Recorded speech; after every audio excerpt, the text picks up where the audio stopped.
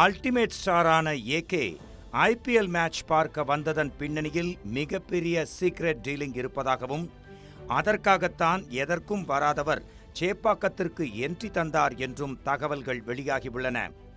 அப்படி என்ன முக்கிய டீலிங்? அரசியலா, சினிமாவா, அல்லது வேறு ஏதாவதா? விரிவாக பார்ப்போம்.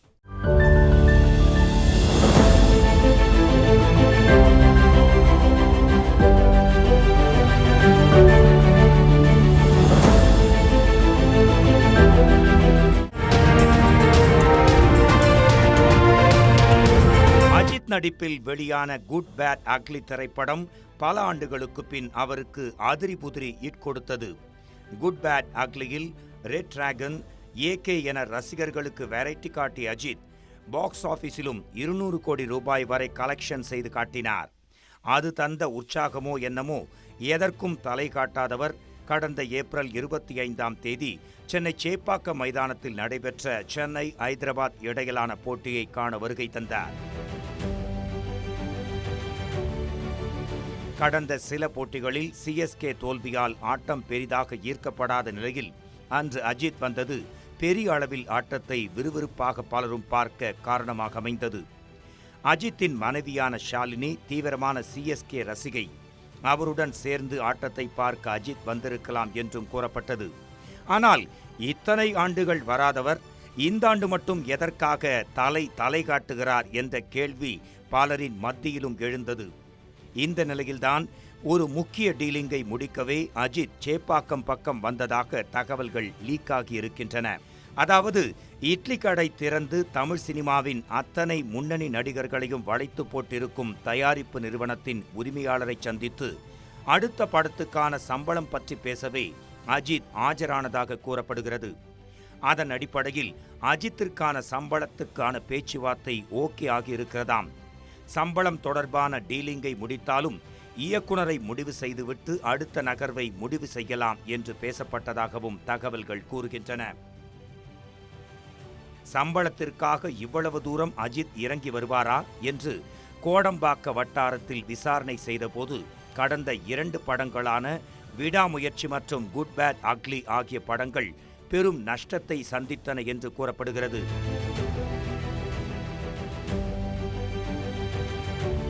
அதாவது, என்னதான் குட் பேட் அக்லி 200 கோடி ரூபாய் வசூலித்தாலும் அதற்கு முன்னர் வெளியான விடாமுயற்சி வசூல் ரீதியாக பெரிய ஏமாற்றம் கொடுத்ததாம்.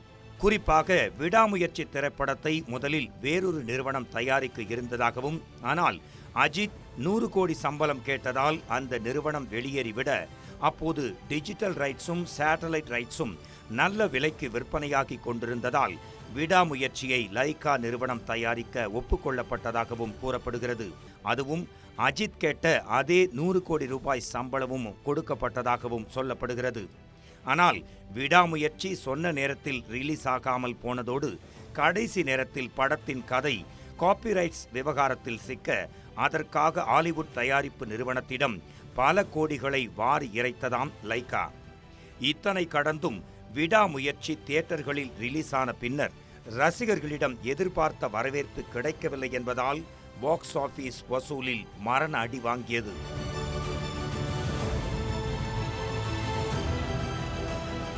இதற்கிடையில் குட் பேட் அக்லி படத்துக்கும் தற்போது அதே நிலைதான் என தகவல்கள் தெரிவிக்கின்றன. விடாமுயற்சி ரிலீஸுக்கு முன்பே குட் பேட் அக்லி படத்தில் கமிட் ஆகிவிட்ட அஜித் 160 கோடி ரூபாய் சம்பளம் கேட்டதாகவும் மைத்ரி மூவி மேக்கர்ஸ் அதனை ஓகே செய்ததாகவும் சொல்லப்படுகிறது.